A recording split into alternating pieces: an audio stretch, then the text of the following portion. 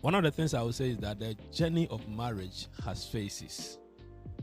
Marriage has its own phases. You have the first phase, you have the second phase, you have the third, and the fourth. There is a period of passion. First, initial stages of marriage, passionate about each other and all of that. But to be able to translate that passion into the other phases, you have to be intentional. You have to be intentional. You have to let it work. Many people are unable to carry the passion through to the other stages. In our case, we were able because we knew what we wanted from the marriage. And you have to be able to make everything work the way you want it to work. So the first few years, in fact, we got married in New York.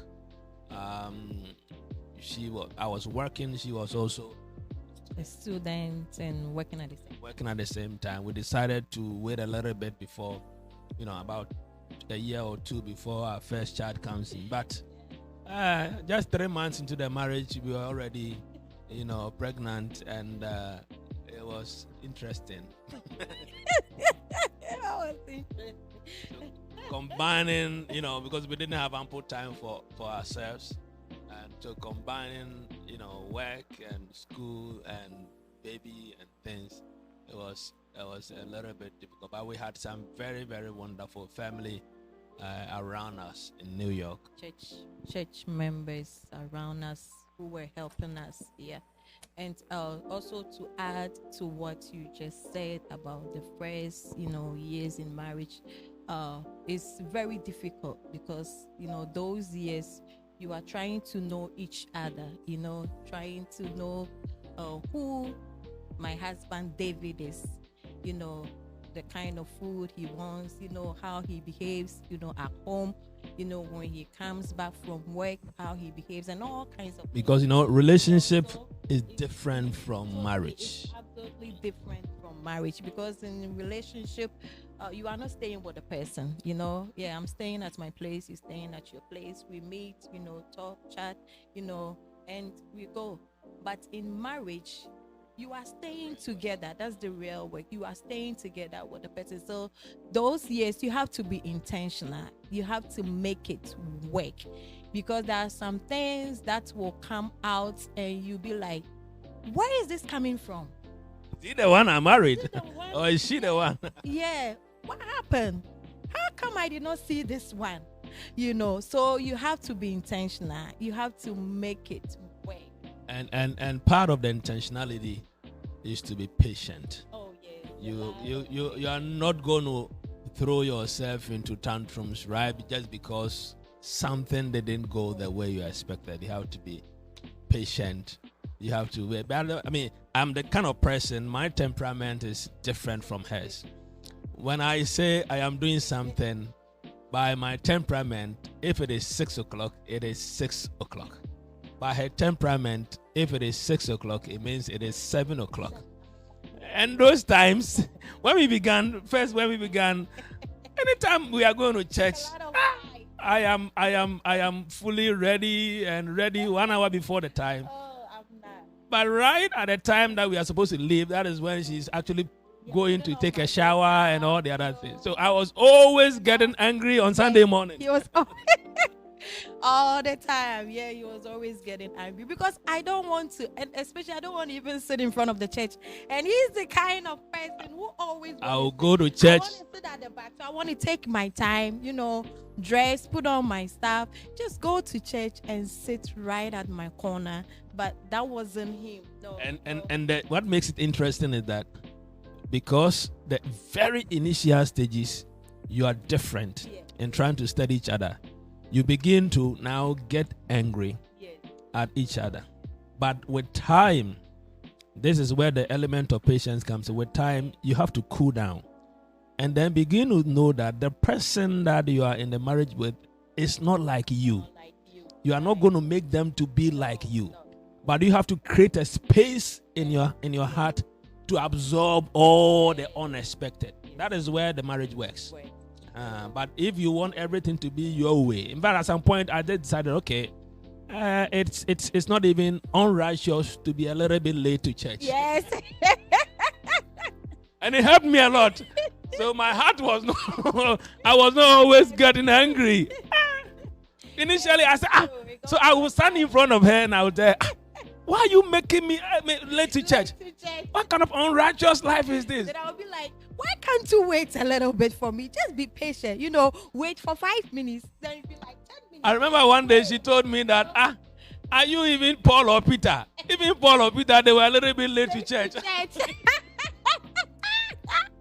Yes, it's true. They were a little bit have to be patient. Let me also, dress and finish everything and go with it. But it got to a time that he was waiting. He will definitely will finish before me, but he will go and sit in the car and he will wait for me. This time, no anger issues. He will wait for me to come. And to help facilitate the process, one of the things I did was to always be doing ironing for her. That at that time we didn't even have kids. It was just the two of us. But when I wake up, I finish all my things, I'll have to iron her clothes for her so that she wouldn't have to take time to do it. Just because I want her to be a little bit faster. But you see, what we are talking about is for you not to expect too much. You have to calm yourself, especially the very first years of the marriage. You are getting adjusted to each other. And you yourself, there are things about you that your spouse doesn't know, and you are all learning.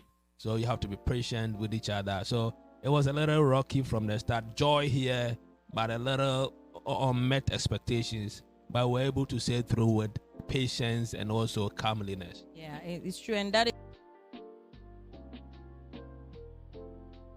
it's true, and that is where the better half comes in, right? So I'm bringing my better half, and he is also bringing his better half, right? So his better half, my better half together becomes what? One, right? So my other half, that is my weaknesses, and also his other half, that is his what? His weaknesses. So my better half will cover his weaknesses, and his better half will also what? Cover my weaknesses. That is where you need patience. You need a lot of patience, and you need room. You have to open up for your better half to come in by accepting him. Once you are accepting him, you are accepting all his or her weaknesses, everything that comes with it. You are accepting it into your house.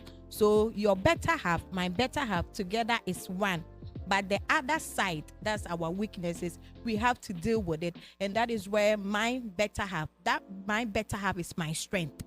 That is where I'm good at. And his better half is his strength. That is where he's good at. So he will use his strength to cover my weaknesses. And I will use my strength to also cover his weaknesses. One of the things people must understand when it comes to marriage is that you have to think of making your spouse a better person than you took them. You have to make them better in everything. Better in the way they put themselves. Better in the way they conduct.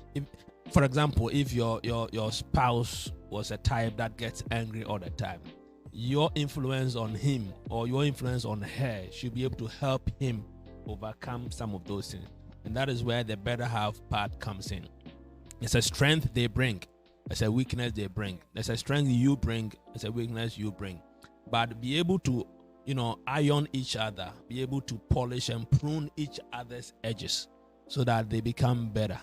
And that's how it is. But right from the start, you are able to go, you're going to have some turbulence, a little bit of turbulence, like when you are taking an airplane. I always use the airplane as, they tell you to put on your seatbelt, for example, they tell you to put for a reason, because once you are taking off and levitating a little bit, until you get to about 10,000 feet, when they tell you can move around, there's some turbulence. Right. There is some turbulence from the 5,000. There's some turbulence. That's how marriage is.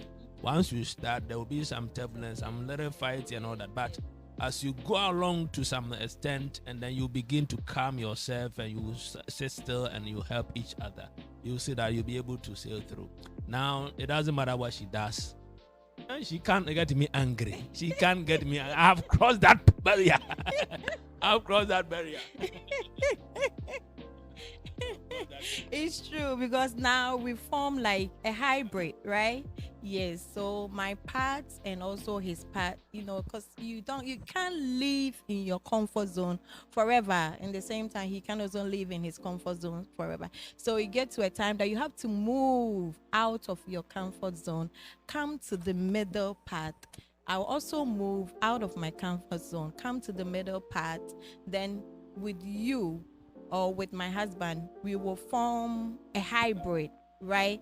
And that is the marriage we are living now. So it's my part and his part together forming one part, and we are living that marriage. And it's beautiful. It's beautiful. You are able to work, Yeah. towards that. It's a lot of work. An issue of marriage is a lot of work. God told Adam, I'm giving you a garden to work it and to ensure that you put it in a good space or you put it in a good shape. That's the same thing with marriage. I always tell people that marriage is like a garden being given to you. You must work it. Part of it is to work on yourself. Part of it is to be patient. Part of it is to make sure that your spouse becomes the person. There is no better spouse somewhere and no perfect man or perfect woman somewhere. But the one you have is the one that God has given to you, and you must work it. Don't be quick to get out. Don't be quick to just give up on them.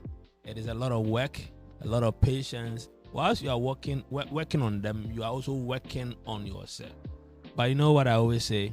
You cannot change somebody. You can only change you.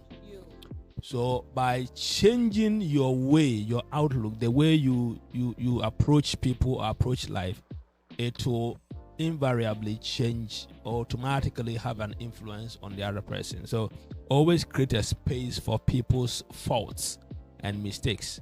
Once you do that, then it will percolate into their lives, and you see that by some automatic means they are changing and they are working. And that's how we've been able to flow for 17 years.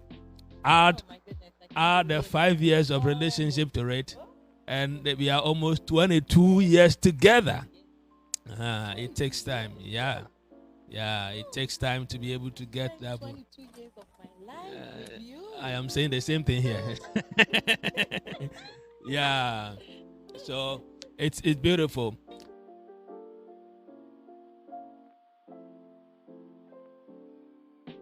When the kids come in, now most people, once the children come in, God gives them children and all that, then they forget about their spouse, about the marriage, and the attention goes on the kids.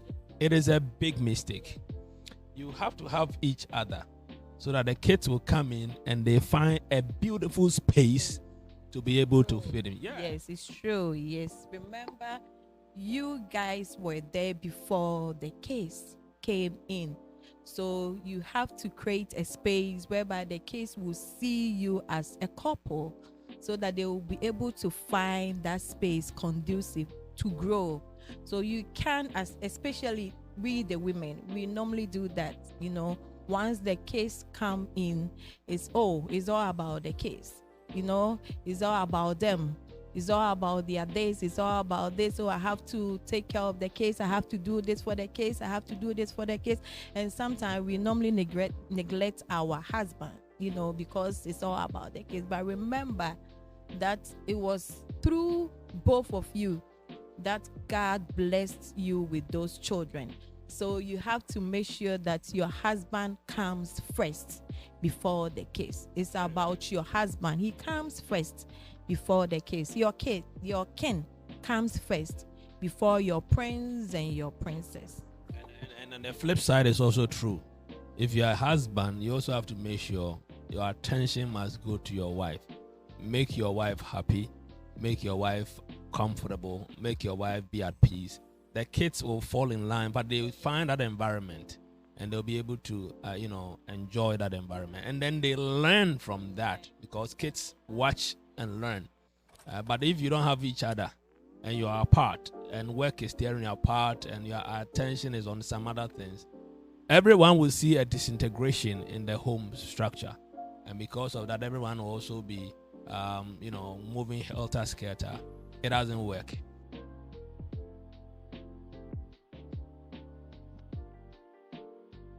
Don't lose what you began with. The passion, the patience, the joy, the camaraderie, the kind of bond that you had from the start. Don't lose it. 10 years down the line, you still have to search for each other. The same thing, that the way you were looking for her 5 years in relationship, I was always trying to find a way to communicate with her. Sometimes but when I traveled to Europe to study, sometimes I'll be on phone with her for 4 hours. Deep in the night, I have to sleep and go to school the following morning. But this is called relationship. There's passion. But don't lose that once you get married. You have to be able to make intentionality a possibility within your marriage. Be intentional about everything. Search for one another. Date in marriage. Date one another in marriage. It's true. Yeah. Make the marriage lively. Especially when the case comes in. Right, when the case comes in, especially you have to make sure that you set a time with your husband. Just go on dates, like you used to do when you were in a relationship with him. Go out, have fun together, have fun together, enjoy the marriage. Sometimes you can also do it at home. Probably maybe because of the case, you don't have anybody to take care of the case. Do it at home, make a beautiful setting at home, call it a date with your husband and the kids will be watching.